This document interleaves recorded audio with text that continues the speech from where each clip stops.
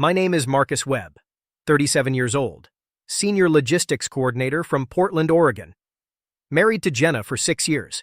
She was a graphic designer who worked from home, left half-finished coffee cups in random rooms, and argued with our cat Gerald like he actually understood her side of things. I loved her completely without any hesitation at all. That Thursday morning, she stopped me right by the front door before I left. "Working until 8 again tonight?" "Yeah, most likely."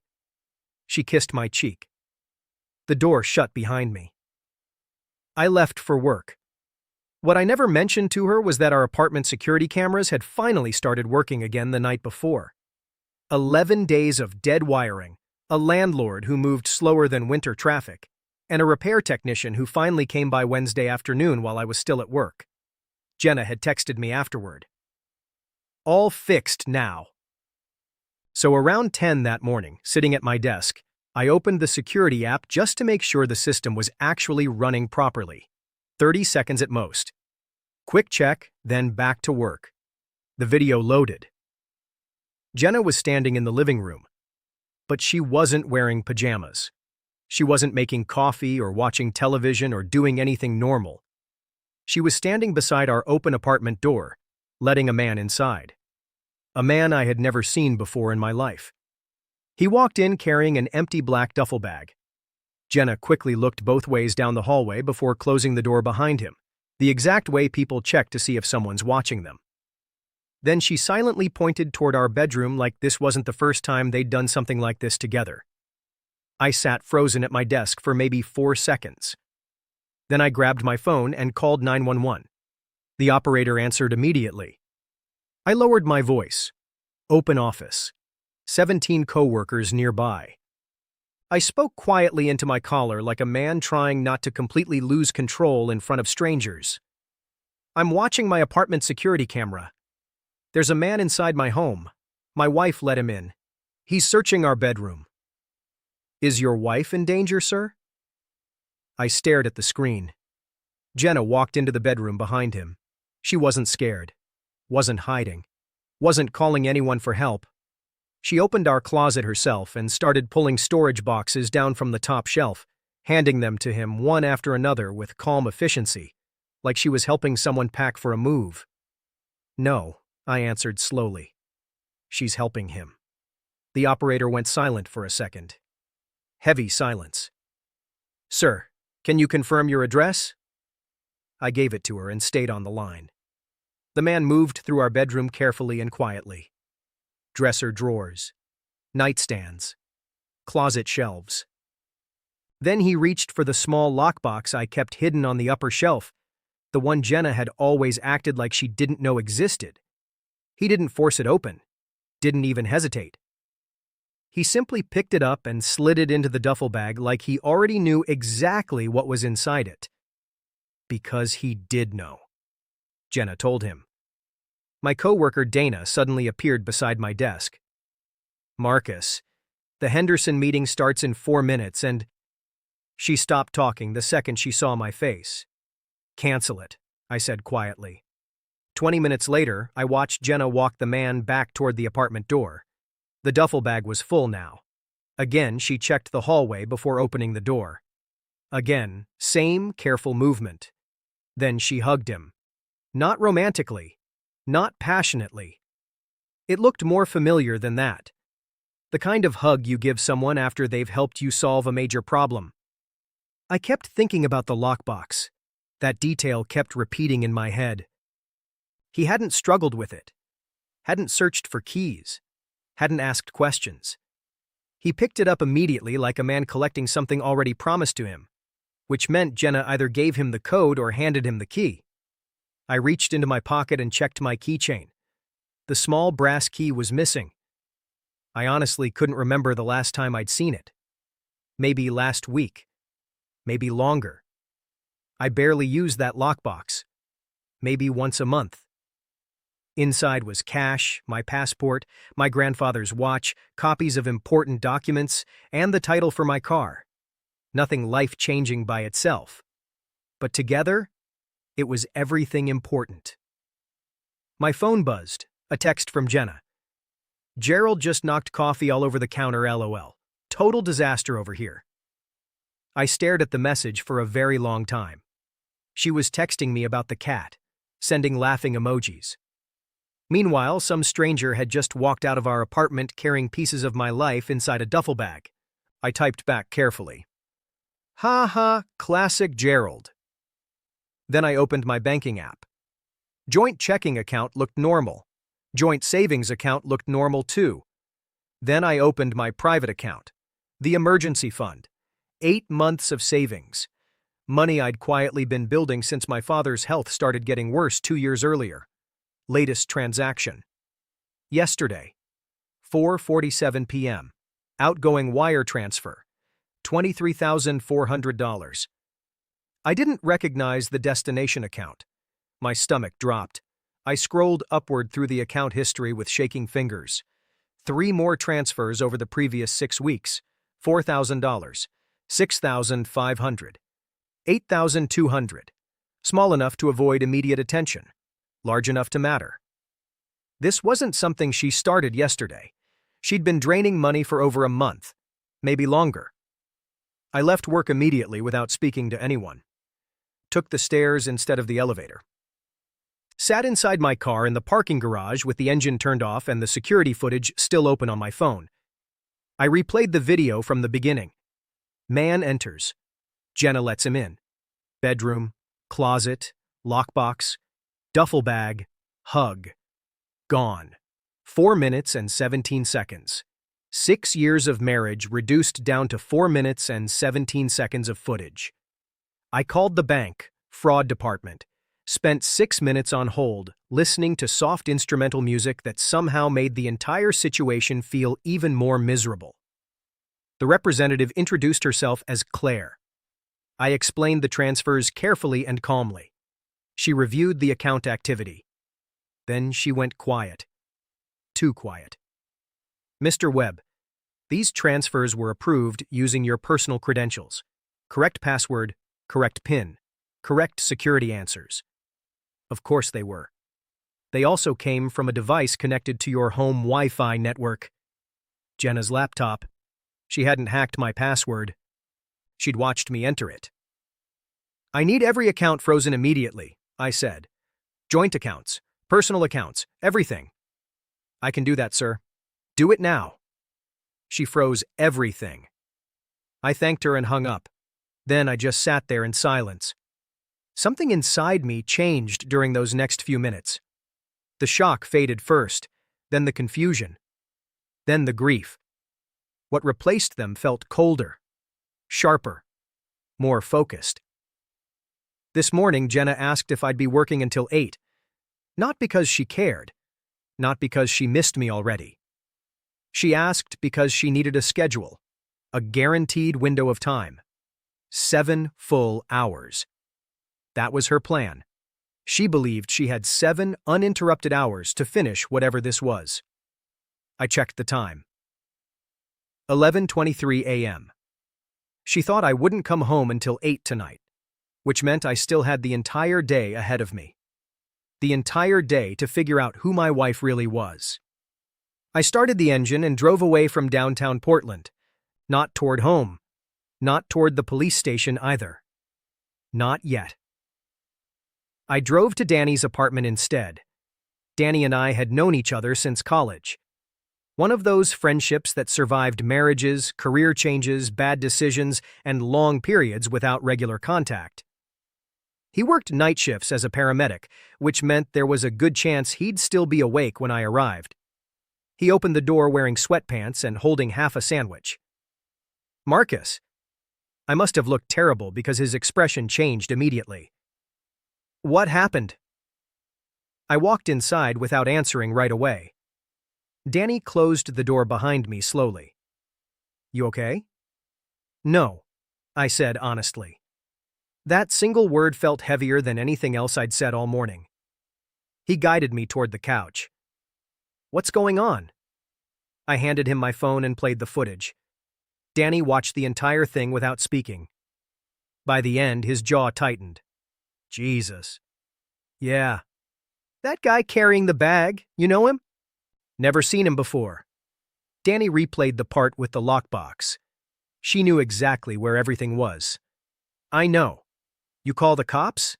While it was happening. And? They asked if Jenna was in danger. I laughed quietly. Turns out I'm the one in danger. Danny handed the phone back carefully. What are you thinking? I don't know yet. That was true. Part of me wanted to drive home immediately and demand answers. Another part wanted to disappear for a week and pretend none of this existed. But the colder part of me, the new part growing quietly in my chest, wanted information first. Facts before emotion. Proof before confrontation. She transferred money, I said. Danny looked up sharply. How much? Over 40 grand altogether. Marcus. She used my credentials. He sat back slowly. This wasn't random. No. This sounds planned. I stared at the floor. Yeah. Danny rubbed a hand across his face. You think she's leaving? I think maybe she already did. Silence filled the apartment. Then my phone buzzed again. Another message from Jenna. You surviving work today? Gerald misses you already. I almost laughed. The normality of it felt insane. Like watching someone casually water plants during a house fire. Danny read the message over my shoulder. She's acting completely normal. She thinks I know nothing. You answering? I typed carefully again. Long day already. See you tonight. 3 dots appeared almost immediately. Can you pick up Thai food on your way home? Home. That word hit differently now. Not comforting anymore. Just strange. Like hearing a familiar song after learning the singer died years ago. Sure, I typed back. Then I locked my phone and looked at Danny. I need to know who that guy is. Danny nodded slowly. And then? I looked toward the window. Rain had started outside sometime during our conversation. Thin gray Portland rain sliding down the glass. And then, I said quietly, I decide what happens next. Danny Reeves had been my closest friend since our college days, and now he operated a private investigation company in Southeast Portland. He was the kind of person who uncovered things people tried hard to hide. I had sent clients to him twice before, never imagining that one day I would stand at his doorway looking like a man blindsided by something he never expected. He opened the door, looked once at my face, and quietly moved aside without asking any questions. I showed him the footage. He watched the entire thing without any visible reaction. The sharp, controlled stillness of someone trained not to show emotion while working. Then he replayed it twice and paused on the man's face near the front entrance. I know him, Danny said softly. I looked at him immediately. Not personally, but I've seen this type before. He pointed toward the screen. The way he moves, checking corners before stepping in, handling objects carefully without leaving direct contact. Methodical, room-by-room movement. That's not a normal thief, Marcus.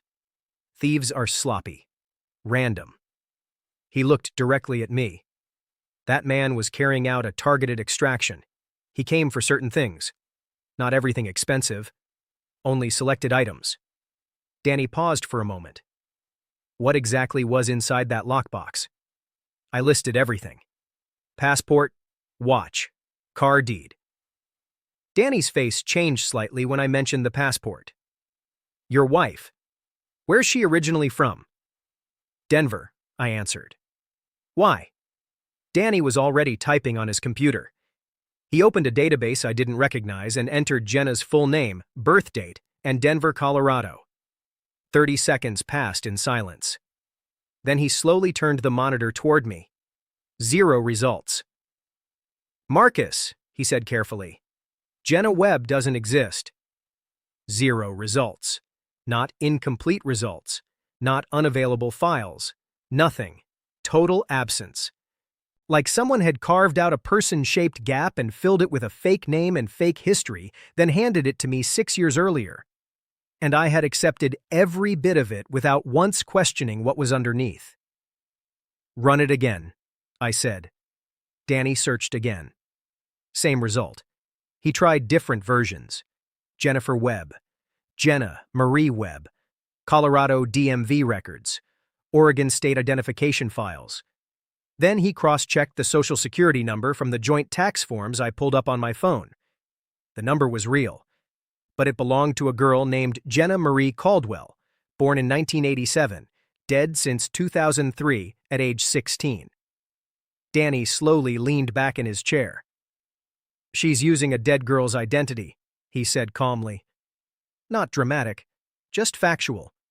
The same way someone would explain tomorrow's weather forecast. It's called ghosting, stealing the identity of someone who died young before everything became digital. Clean Social Security number. Easy to build credit around it. No living person left to challenge it." He paused again. "It's difficult to pull off. Requires planning, money, and the right connections." 6 years, I whispered. The words sounded strange coming out of my mouth. "She kept this alive for 6 years?" "Probably much longer," Danny replied. "This kind of setup takes years to create. She wasn't new to it when she met you." He opened another screen and looked at me carefully. "Marcus, I need to ask something important. Your father died recently, right? 8 months ago? And the estate was finalized 3 weeks back?" I froze. "The documents," I said quietly. "At home. Filing cabinet." Danny and I looked at each other at the exact same moment. I was already grabbing my keys when he caught my arm. "Don't," he said firmly. "If she's who I think she is, going back there alone is the worst decision you could make right now." Danny called Detective Briggs directly. They knew each other professionally, the kind of respect built after years of crossing paths between private investigations and police cases. Briggs answered on the second ring. Danny handed me the phone immediately. I talked non-stop for 4 straight minutes. Briggs never interrupted a single time. When I finished, he stayed silent for exactly 3 seconds. "Marcus Webb," he finally said, "send me a clear photograph of your wife right now." I pulled the clearest frame from the apartment footage and sent it. 30 seconds passed. "I'm looking at her right now," Briggs said slowly. "In our system." Another silence followed. Longer this time. The kind of silence that comes before information capable of changing your entire reality. "We know her as Christine Adler. Before that, Kelly Marsh. Before that, 2 more identities I'm still pulling up." His voice lowered. "Marcus, she's wanted in Nevada and Arizona. Estate fraud, identity theft, conspiracy charges. She's been doing this for 11 years. 11 years. I had been married to her for 6. The man in your footage," Briggs continued, "matches the description of a known associate named Victor Reyes. We've been trying to connect him to her for 3 years." I heard movement in the background, a chair scraping. "I'm sending units to your apartment now. Marcus, does she own a separate vehicle besides yours?" I thought carefully. "She mostly drives my car. But yes, a Honda registered under her name." I gave him the license plate. Briggs typed something, then suddenly stopped. "Marcus," he said carefully, every word measured. "Her vehicle triggered a traffic camera 14 minutes ago."